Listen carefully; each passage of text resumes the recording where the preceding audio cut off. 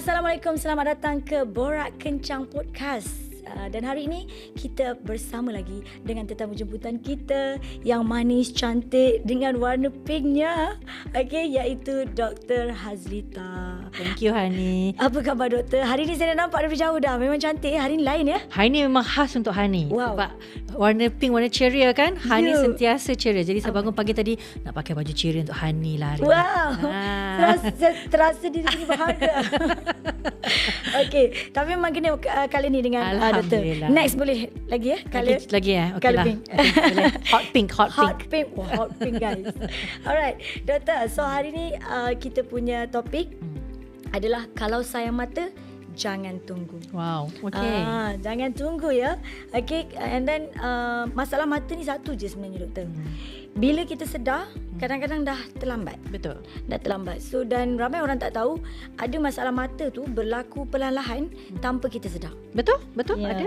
Kan? Okay. So jadi soalan kita yang pertama nak tanya dekat doktor, ada tak pernah kan sepanjang doktor bertemu-temu dengan patient dan selesaikan masalah patient, pernah tak ada patient yang datang and then doktor tak boleh, ada insiden yang boleh buatkan doktor tak lupa kejadian tu ke macam mana? Wow, banyak dia, especially for accidents ataupun yang kena acid kat mata and things like that lah, kind of thing kan. Yang itu memang kita tak dapat nak lupakan lah. Benda-benda traumatic macam gitu kan, kesian kat patients, because definitely especially kalau acid kat mata ataupun kemalangan, memang tak dapat nak lihat langsung. Memang that one will kekal dalam badan kita, dalam hati kita lah. Tapi one incident yang saya rasa I will never forget and I keep ulang kepada orang-orang ialah I met one 29-year-old ataupun baru nak masuk 30 yang tiba-tiba dua-dua mata tak nampak. And dia ni memang kerjaya dia sangat bagus lah. Somebody who is very successful. Tapi dia tak nampak. So dia datang kat saya, rupanya dalam mata dia tu dah teruk sangat saraf mata dia. Banyak yang dah mati. Okay. Rupa-rupanya dia ada kencing manis tanpa disedari. Jadi dia ingat dia muda lagi kan? Definitely takkan ada kencing manis kan? Okay. Tapi sebenarnya dalam mata dia dah ada ciri-ciri kencing manis yang sangat teruk, di mana kebanyakan lapisan saraf kat belakang mata tu dah banyak yang dah mati disebabkan kencing manis. Okay. Jadi dia datang tu dah lewat. Okay. Jadi walaupun kita nak boleh bagi rawatan, tetapi penglihatan yang dah rosak tu kekal rosak. Alamak. Okay. Jadi kita pun heran lah, kenapa teruk sangat, you know, and then umur baru muda lagi kan. Jadi rupa-rupanya dia ni memang seorang seorang yang high flyer lah, let's put it that way. Okay, memang kerja sahaja sebab dia punya motto ialah by the time I'm 35 I don't need to work. Macam gitu. Dia ada dia punya retirement plan. Betul. So I kerja mati-matian, okay, macam tu. So he tak jaga diri.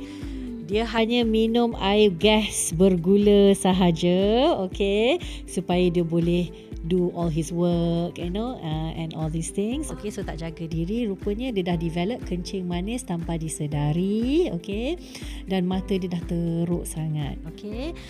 Tapi di samping itu juga, bila mata kita teruk, kita kena periksa juga lah bahagian-bahagian lain kan. Rupanya buah pinggang dia pun dah bad and things like that. Jadi itu sesuatu benda yang memang saya tak dapat nak lupakan lah. Sebab dia adalah seorang yang berjaya, memang sedang menuju ke arah kejayaan, okay.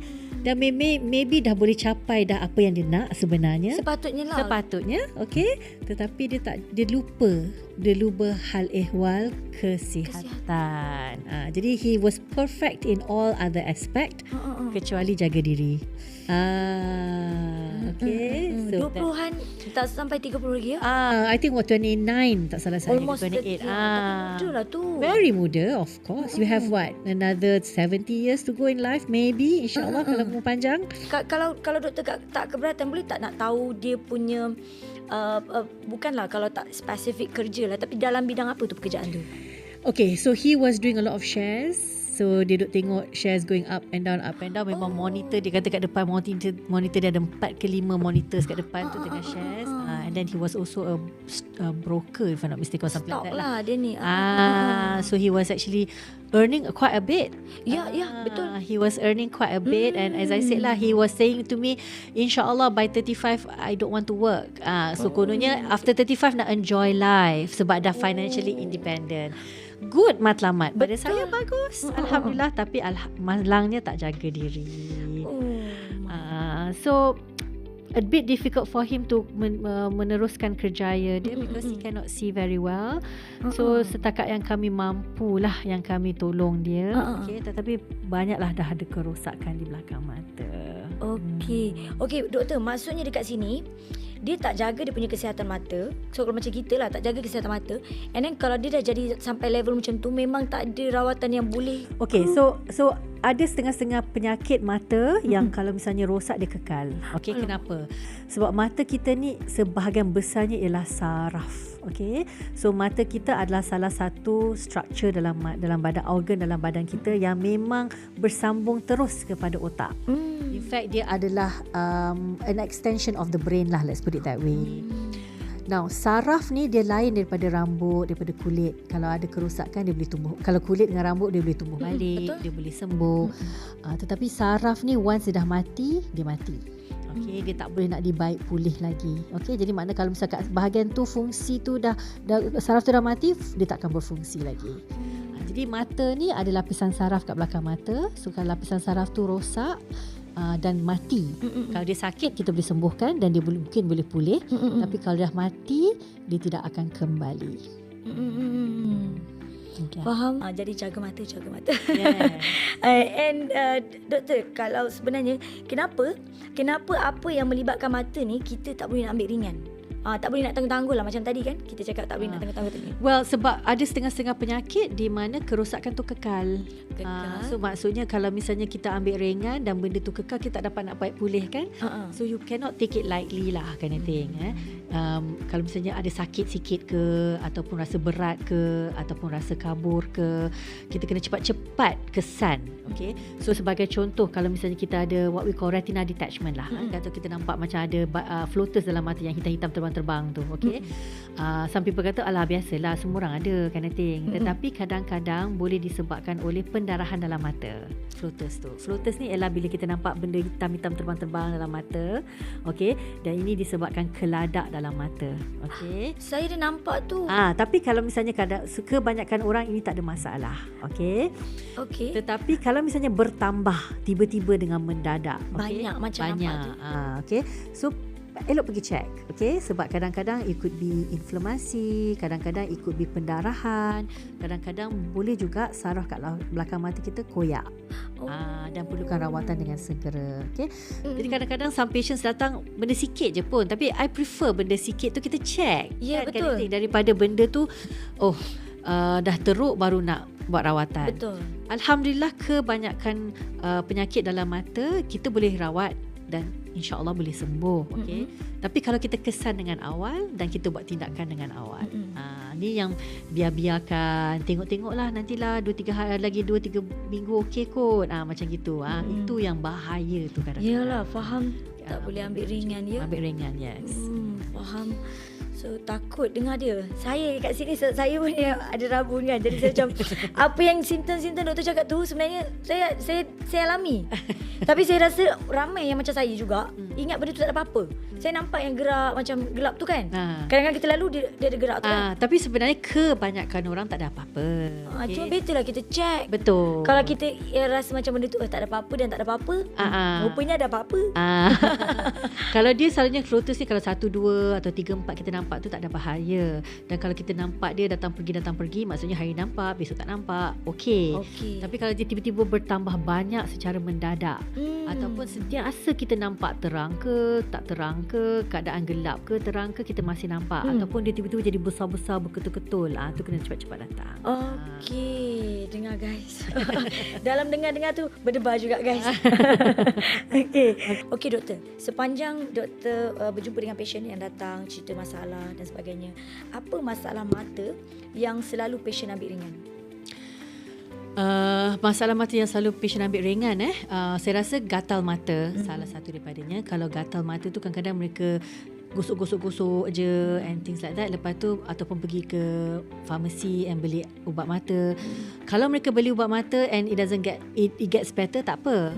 Tetapi kalau misalnya berpanjangan dan sentiasa gosok, okay, sometimes it can cause perubahan kepada bahagian depan mata, okay, dan boleh menyebabkan silau and all these problems lah. So gatal mata is something that people take ringan. The other thing is I think contact lens wear.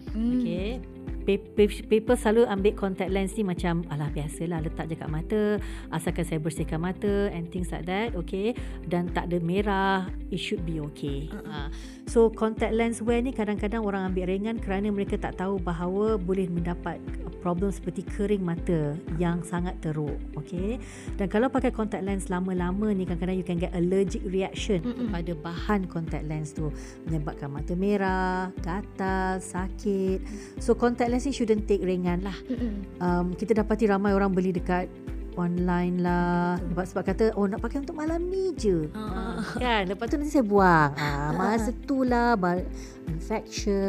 infection ni kalau misalnya disebabkan contact lens boleh teruk dan menyebabkan cala mata kat depan mata sampai buta. Bukanlah buta, kurang penglihatan. So cala depan mata ni yang sepatutnya transparent boleh jadi keruh, okay, kalau misalnya kita ada cornea ulcer ataupun infection kat depan mata, dan dia boleh kekal, okay. Kalau nak baik boleh kita kena buat transplant pula, macam gitu, okay. So contact lens ni tak sepatutnya diambil ringan, okay. Ialah sesuatu yang sangat penting yang orang perlu tahu. Kalau kita pakai contact lens, kita juga perlu pakai ubat pelembab mata eye drop biasa. Yes, walaupun tengah pakai contact lens. So pakai on top of your contact lens. Okay. Dan pastikan pakai contact pelembab mata yang tak ada preservatif. Sebab ia boleh membantu satu, membersihkan mata sewaktu memakai contact lens dan melembabkan mata sewaktu memakai contact lens. So jangan ambil ringan pakai contact lens ni. Jangan fikir yang nak tak apa. Tak apa, lepas ni kan saya cuci, kan, macam gitu. Kena jagalah betul-betul. Kalau pakai contact lens tu jangan ambil mudah, kena betul-betul jaga. Betul. Be more alert lah maksudnya. Maksudnya ia boleh berlaku. Kebanyakan orang dia rasa okey je, putih je mata, okey je. Sampai benda tu dah rosak, barulah kan rasa alamak, if only I jaga lebih baik, macam gitu kan. Betul. Okay. So dua tu je lah ya, antara yang selalu orang ambil ringan, tapi sebenarnya bahaya, doktor. Bahaya. Okey. So kalau satu perkara yang doktor nak ubah mindset orang kita lah, orang Malaysia kita ni, apa yang doktor nak ubah? Of course, bila ada sedikit masalah dengan mata tu, datang cepat-cepatlah jumpa doktor. Okay, so janganlah pergi farmasi selalu and then saya ada mata merah, can you just give me ubat and things like that. Sebab orang rasa macam letak eye drop should be okay lah, kind of thing kan. Okay, but your eyes are very important. Okay, so tak salah, saya akan ulangi, tak salah untuk pergi farmasi untuk dapatkan ubat, but give yourself time. Bagi at least 3 hari. Kalau 3 hari dia tak berkurangan ataupun dia kurang tapi tak selesai, okay, pergi jumpa doktor mata secepat mungkin. Jangan ambil benda-benda macam itu senang-senang sahajalah, kind of thing. Okay, dan check mata sentiasa. Okay, macam saya kata dulu pun, kita selalu buat check badan, okay, every year. Okay, we should check our eyes juga, at least berkala, every 2 years atau every year. Okay, so itu kita cerita pasal mindset. Maknanya mindset tu kena ubah. Kalau ada je simptom, jangan tangguh-tangguh, terus pergi check. Okay, walaupun kita rasa benda tu tak teruk ke apa ke, ataupun dah jumpa GP bagi ubat tapi tak baik-baik, teruslah pergi jumpa doktor mata. Betul. Tak payahlah pergi jumpa another GP pula. Macam gitu kan. Mungkin ingat GP tu tak bagus, pergi cari GP lain. Padahal patutnya jumpa doktor je terus. Senang. Kan? Dan atasi dengan segera kan. Sebab juga kita takut kalau kita dapat ubat yang salah. So benda tu berterusan meneruk dalam mata kan. Tapi kita duk fikir kita pakai ubat, we are going to be okay kan. Jadi kadang-kadang bila jumpa saya tu dah teruk dah keadaan. Lepas tu bila bagi ubat, kenapa tak baik lagi? Sedangkan benda tu dah dah beberapa hari dah lagi teruk kan. Macam gitu. So it's gonna take time. Lepas tu dah pakai seminggu, okay lah, tapi tak 100%. Memanglah sebab dah teruk dah kan, baru you nak datang jumpa. So kadang-kadang dia tak faham sebab dia rasa jumpa dengan doktor mata tu okey dah pakar kan, maknanya kita pakai ubat sekali tu dah patutnya baik lah. Macam gitu kan. Pula kan. Tetapi tak macam gitu. Betul lah, tak seperti yang difikirkan. Sebab kadang-kadang kena atasi sebab benda tu dah teruk dah sekarang. Sebab dia yang pun tak jaga kan. It will take time for it to get better lah. Yes. Gitu. Tapi memang ada ke doktor yang marah? Ada juga macam seorang orang yang ada sakit kencing manis pada mata. Lepas tu saya kata kat mereka, okey, mata dah teruk dah sebab kencing manis, kena kawal kencing manis. Okey. So mereka mungkin dah ada kencing manis more than 5 years dan jenis yang tak terkawal. So datang sebab mata dah teruk. Okey. Lepas tu bila kita bagi ubat dan dia dah jumpa doktor pakar endocrine untuk bakar kencing manis now dah okey. 2 months later, kenapa mata saya teruk lagi? Tapi benda tu dah 5 tahun sebenarnya Hani kan. Kerosakan tu dah berlaku lama. So walaupun kencing manis you dah baik dah stabil, tapi kerosakan tu akan mengambil masa kan. Dan kadang-kadang kerosakan tu dah kekal. Dan seperti saya kata, saraf ni dia tak boleh nak baik pulih kan. Jadi kadang-kadang yang rosak tu, yang dah mati tu dah mati sebab dah lama berlaku. Dah lama dibiarkan. Jadi dia fikir kita kadang-kadang magician kan, macam boleh think baik kan, macam gitu. Tapi dekat situlah kesabaran dia seorang doktor. Betul. Tapi doktor saya tahu ada belajar juga psikologi kalau macam patient mengamuk-ngamuk ke apa ke, doktor punya. Alhamdulillah jarang patient mengamuk, tapi ada. Ada kan? Tetapi kita yang paling penting sekali, don't fight fire with fire. Bila orang mengamuk, kita jangan mengamuk balik. Kita dengar, sebab sebenarnya tak semua orang nak mengamuk dengan secara sengaja. Pada saya, orang yang mengamuk tu selalunya sebab dia risau dan takut. Kan? Dia takut, dia tak faham kan. Dia reflect pada ketakutan tu. Kan. Jadi kadang-kadang kita kena relax, okey, bagi dia keluarkan apa yang dia nak kata tu dulu, okey. Sebab kadang-kadang itu yang dia perlukan, nak keluarkan outlet. Lepas tu kita kena dengar. Kadang-kadang bila dia jerit-jerit atau marah-marah tu, kita nak tengok mana yang dia risau tu. Kan. Dan kita try to nasihatkan dan cuba calmkan dia down. And kita kena address mana yang dia risau. Kita kena validate perasaan mereka. Betul, patutnya risau. Dan tapi risau pun macam ni, macam itulah. Well, at least that's how I do it lah. Semampu yang boleh. Jangan uji. Jangan uji please. Okay. Susah struggle juga. Saya tengah fikir ni, saya rasa macam tugas seorang doktor ni bukan nampak je macam biasa. Tapi dalam pelbagai sudut kita kena jaga emosi kita juga. Betul. Jaga kita punya pekerjaan. Sebagai doktor, saya rasa kalau siapa-siapa nak jadi doktor lah, you have to be a people person. You cannot just be a doctor. You have to be a people person. You have to like people. You have to be able to interact with people. Kalau Hani pun pergi jumpa doktor yang bercerita, bercakap, you will find doktor tu bagus kan. Sedangkan ada juga doktor lain pun sama juga dia punya rawatan. Cuma cara dia menyampaikan rawatan tu mungkin lebih enak ataupun lebih berhemah ataupun kita senang nak dengar. So kita rasa doktor ni lebih bagus daripada doktor ni, tapi sebenarnya actually ubat kadang-kadang sama je. Betul. Treatment sama je. Cataract operation sama je.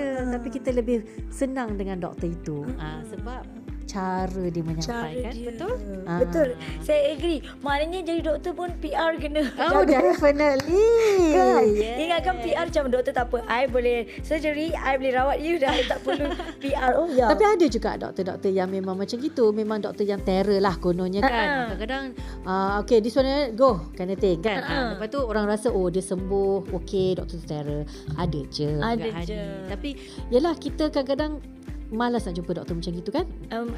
Sebenarnya macam saya jugalah, doktor dia suka garang sikit lah, let's put it that way. Okay? Tapi bila bagi ubat berkesan. Memang doktor tu bagus daripada segi dia punya kepakaran dia.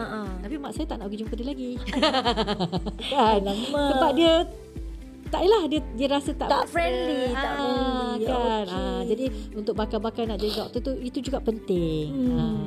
Respect lah. You have to respect people. Respect lah. Kadang-kadang mungkin dia jadi macam tu ataupun ada orang jenis macam tu lah doktor. Memang. Dia jenis yang tak friendly tapi sebenarnya dia baik.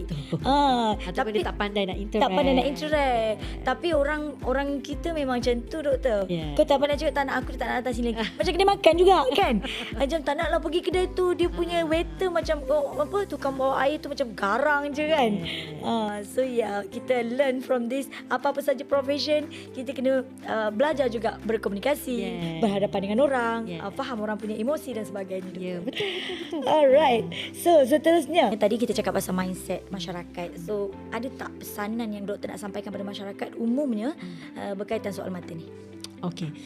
Pertama sekali, jangan ambil mudah pasal mata ni. Kalau misalnya ada sakit ke, tak nampak ke, rasa tak enak ke, rasa tak selesa ke, cepat-cepat jumpa dengan doktor mata. Ya. Lagi satu, jangan ambil ringan pasal kesihatan diri. Okey, badan yang sihat, mata sihat. Okey.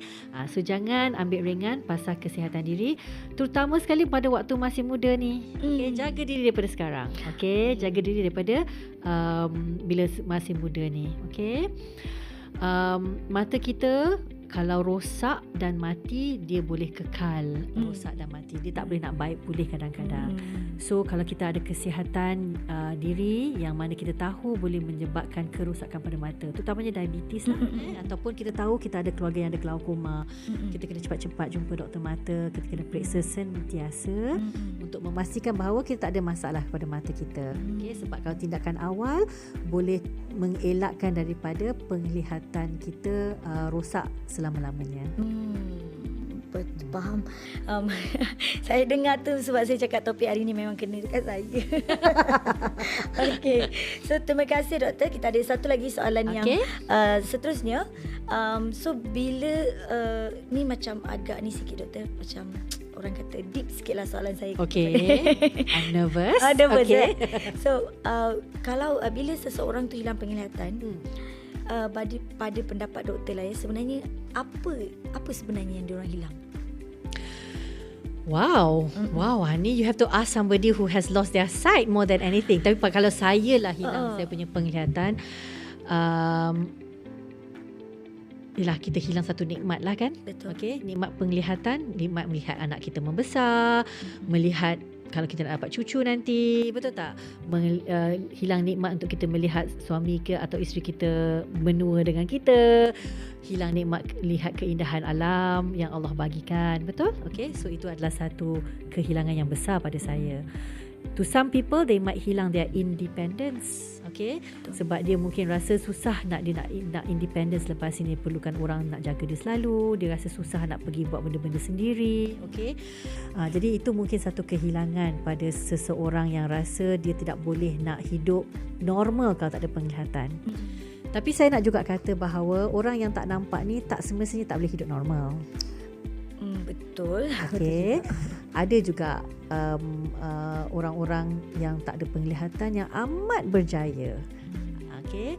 Saya kenal seorang pensyarah yang memang buta. Okay. Boleh. Okay. Sebenarnya orang yang tak ada penglihatan ni boleh buat banyak benda yang normal. Of course mereka tak boleh memandu, tak boleh jadi pilot. Okay. Tapi ada banyak benda yang mereka boleh buat. Lain.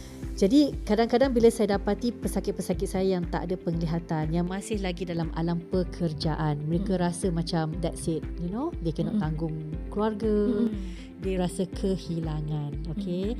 Tetapi ada banyak lagi benda yang mereka boleh buat untuk tampung keluarga, untuk meneruskan kehidupan. Cuma mereka kena usaha dan ubah pendapat, ubah cara hidup, kan, cari peluang lain lah yang sesuai dengan keadaan kondisi dia. Betul. I don't think so people should give up lah. Yes. Betul, hilangkan penglihatan ni memang banyak benda yang kita kehilangan, yang kita effect, tetapi ia bukanlah that's the end of life. Betul. Saya agree. You shouldn't have that perception lah. Tapi senang untuk kita kata kan? Bila kita alami tu nanti susah kan. Especially kalau misalnya kita ni ketua keluarga, kita lah yang bawa kereta balik kampung, ya tak? Tapi kalau dah hilang penglihatan dah tak boleh buat. Kita lah yang membayari keluarga sebab kita kerja kan. Tapi sekarang dah tak boleh, ataupun mungkin pekerjaan kita tak boleh mendapatkan pendapatan yang sebanyak dulu mungkin. Okay. So kita rasa kehilangan daripada segi itu, tetapi we should not feel that is the end of life lah. So saya kadang-kadang boleh jumpa pesakit yang memang kehilangan penglihatan, saya kata tak boleh lah macam nak duduk kat rumah aje. Tak boleh lah. You cannot just give up, that's it, I can't do anything anymore. Tak boleh kan. Kita kena cari cara lain lah kalau boleh, kalau kemampuan lah. So I mean, I don't know, there's probably things that you can probably do lagi lah kan. Explore lah, kita kena explore. Jangan jadi podcaster ke? Mana tahu, betul. Podcaster hanya kena ada idea kan. Lepas tu bercakap. Ya tak? Dia tak berkaitan dengan mata kan? Betul. Kan? You don't have to look at your script all the time. Betul tak? Just communicate lah. Betul. Cuma kan doktor, bila cakap pasal mata ni, dia mungkin senang nak survive kalau dia daripada kecil macam tu. Faham tak? Maksudnya saya banyak jumpa orang yang tak ada penglihatan daripada kecil sebab dia dah used to it ke? Boleh ke ayat tu ya? Dia dah biasa. Betul. No, because basically they don't know better. Maksudnya mereka tak tahu alam penglihatan tu macam mana. Yes. Jadi mereka dah survive without it. Betul tak? Betul. So dia beza tau dengan orang kalau dia hilang penglihatan, dia dah 10-20 tahun bersama dengan penglihatan tersebut. Lepas tu tiba-tiba dia hilang. Betul. Saya rasa itu yang menyebabkan dia kehilangan harapan juga. Betul. Harapan, keyakinan, all that will hilang. Okay. Betul. Dan saya mungkin akan kata kepada orang tu, allow yourself maybe some time to mourn, be upset, okay, maybe stay at home, okay, tetapi you can't live like that forever. If you hilang penglihatan at the age of 50 lah katakan, kalaulah hidup macam Tun Mahathir tu dah 100 lebih, you have another 50 years to live, betul? Betul. Takkan nak duduk je 50 tahun. Yelah, betul tak? Betul lah. So kenalah pada saya at least try, find apakah lagi yang saya boleh lakukan. Bagaimanakah saya masih lagi boleh kita contribute to masyarakat, macam gitu. Masyarakat, keluarga, anak yang berharap pada kita. Apa lagi yang saya mungkin boleh buat? At least find out, at least cari avenue, mampu ke tak mampu and what not lah kan, nanti dan cuba kan. Jangan kita kata putus asa lah. Jangan putus asa. Itu sebenarnya dia punya kunci. Dan yalah, bila Allah bagi ujian tu untuk meninggikan darjat, obviously, tapi dia tak kata that's it, putus asa. Ya, betul. Tunggu mati je lah. Betul, kan? Betul, ya. Dia tak kata macam gitu. Dia kata what would you do now? Macam mana you nak beribadah? Macam mana you nak berkhidmat? Macam mana you nak contribute dengan benda yang saya dah tarik balik. Kan. Semua benda pun pinjam. Tapi as I said, it's easier said than done. Okay, saya tak tentu lagi boleh buat kalau kena pada diri saya. Betul. Itu saya memang akui, kita tak tahu kan. Betul. Anything. Tapi at the same time kita kena fikir jugalah kan. Takkan kita harapkan orang je nak jaga kita. Macam gitu kan. Kalau ada keluarga yang baik, alhamdulillah. Betul. Tapi you also want to be useful for the rest of your life kan, in whatever way it is. Menarik ya. Yang ni dia macam deep sikit tau. Dia macam deep, rasa macam rasa tiba-tiba Nasib baik pakai warna ceria. Ya, dia macam lagi sedih. Barulah kontras sikit kan. Kalau tidak lagi sedih. Yang baju yang episod pertama tu. Ni pakai hitam pula tu. Ini memang dia punya signature. Dia kena pakai hitam je, all black. Okay, so terima kasih doktor atas perkongsian hari ini. Memang sangat-sangat bermanfaat dan saya percaya ramai dekat luar sana juga dapat sesuatu ya. At least lah dapat sesuatu daripada apa yang apa yang kita bincangkan hari ini. And apa yang saya dapat simpulkan, bila seseorang datang jumpa doktor, dia bukan datang sekadar membawa masalah. Okay, kadang-kadang dia datang dengan harapan, and dia bukan semua benda dalam hidup ni kita ada second chance. Benda tu you guys kena ingat. Yes. Ada benda tu dia tak datang dua kali. Dia ada sekali, dan itu yang kita kena belajar untuk hargai. Jadi, akhir kata, jaga mata sebelum terlambat. Saya Hana Mahadi, Borak Kencang Podcast. Assalamualaikum dan terima kasih. Bye-bye. Bye. Eye Care Specialist leads the